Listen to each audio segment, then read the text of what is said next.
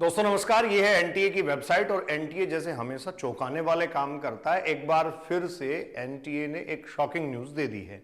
जी हां, कई दिन से आपके दिल में उमड़ घुमड़ रहे थे ये सवाल, फ्रॉग पढ़ा जाए कि कॉकरोच, या दोनों पढ़ लिए जाएं। एनटीए ने आपको बताया है। वेबसाइट पे आपको मैं लिए चलता हूं, देखिए क्या कहने जा रहा है।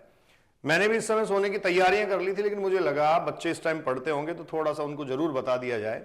और देखो एनटीए का कमाल, आपको मैं एनटीए का कमाल दिखाता हूं। ये एनटीए की वेबसाइट पे जब आप जाओगे तो लेटेस्ट एट एनटीए आता है। अब इसमें सबसे पहले आ रहा है फ्रीक्वेंटली आस्क्ड क्वेश्चंस, ठीक है, फॉर जेईई मेंस। आपको पता है जेईई मेंस जो फ्रीक्वेंटली आस्क्ड क्वेश्चंस उनका हमारे से कोई लेना देना नहीं है।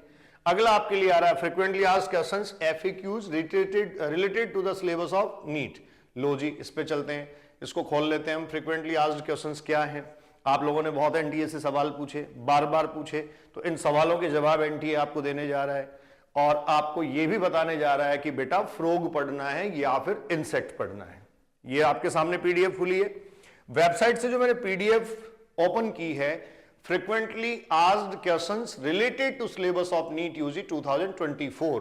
तो लीजिए 2024 के सिलेबस से रिलेटेड क्या क्या क्वेश्चंस पूछते हैं आप नीट एनटीए से, ये लो। सबसे पहले आप पूछते हैं where I can access the syllabus of the national eligibility cum entrance test NEET UG. कहां से मैं सिलेबस प्राप्त करूं?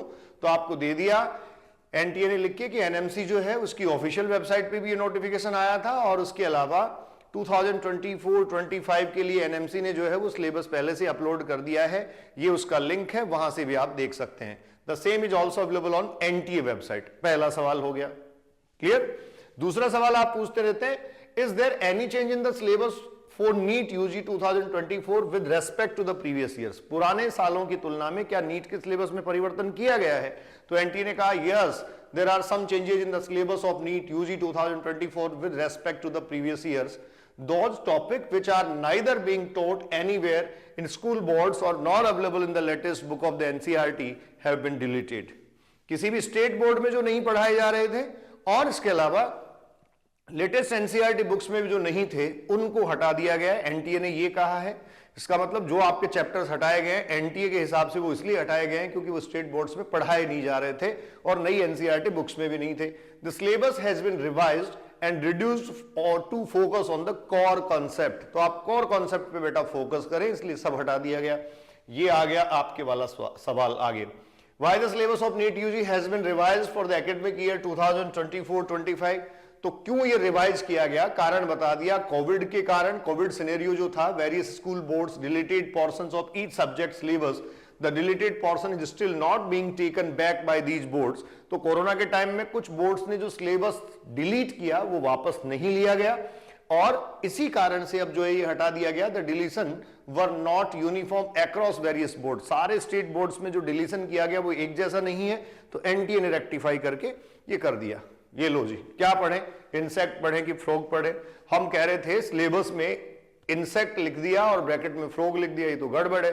या तो इंसेक्ट लिखना चाहिए था, इंसेक्ट के साथ कॉकरोच होना चाहिए था, अदरवाइज सिर्फ फ्रॉग लिखना चाहिए था। एनटीए ने बता दिया क्या किया जाए। In unit 2 of the biology syllabus it is written of an insect, bracket में लिखा गया फ्रॉग। यही था ना बच्चों, ध्यान से देख लो, यही पढ़ना है। अभी रात को पढ़ ही रहे होंगे आप, तो आप ये चीज जो है वो अच्छे तरीके से देख लें और इसको पढ़ भी लें, तैयार कर लें, फिर दिक्कत नहीं हो।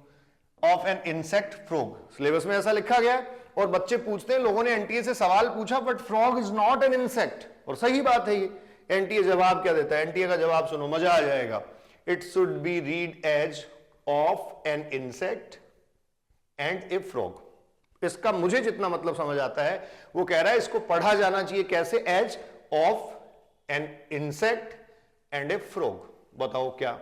ऑफ एन इंसेक्ट मतलब इसको जो है वो एक इंसेक्ट पढ़ा जाना चाहिए एंड ए फ्रॉग, और फ्रॉग पढ़ा जाना चाहिए। इसका मतलब बेटा आपको इंसेक्ट भी पढ़ना है और आपको फ्रॉग भी पढ़ना है। तो मुझे लगता है आपको कॉकरोच और फ्रॉग दोनों पढ़ लेने चाहिए।